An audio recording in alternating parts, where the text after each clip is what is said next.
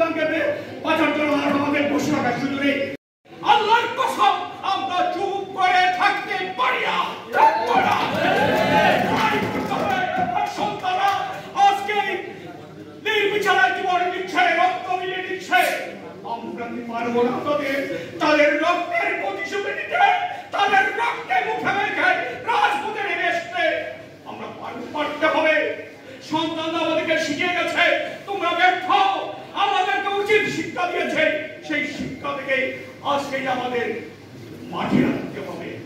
গতকালকে ফ্রান্সের একটা পত্রিকা, সবচেয়ে বড় পত্রিকা লা মোদ, তাদের সম্পাদকদের লিখেছেন, সেখানে বলা হয়েছে হাসিনা এখন কর্তৃত্ববাদের প্রতীক, সত্যি কর্তৃত্ববাদের প্রতীক।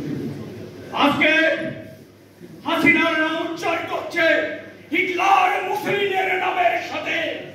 হিটলার মুসলিনের নাম নয়, এখন হিটলার মুসলিনও আগে হাসিনার নাম এখন ইতিহাসে লিপিবদ্ধ হয়ে যাবে।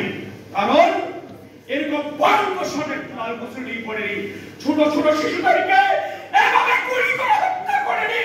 এই হত্যার বিচার চাইতে আজকে আমরা এসেছি।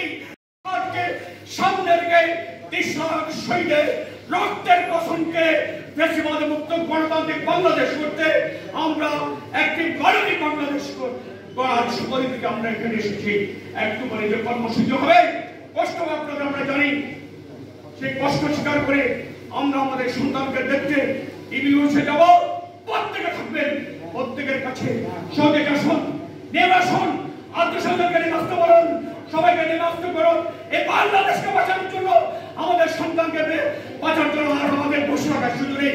রাজপথে নেমে আসুন, বেশিরভাগ উদ্যোগে বাংলাদেশের বসে গণতন্ত্রকে আমার জনগণতন্ত্রের পতাকা সুবিধা করে আমরা করতে পারি। সেই জন্য সবাইকে নির্বাচন জানিয়ে আমি আমার বক্তব্য শেষ করছি। আপনাদের সবাইকে অগণন ধন্যবাদ।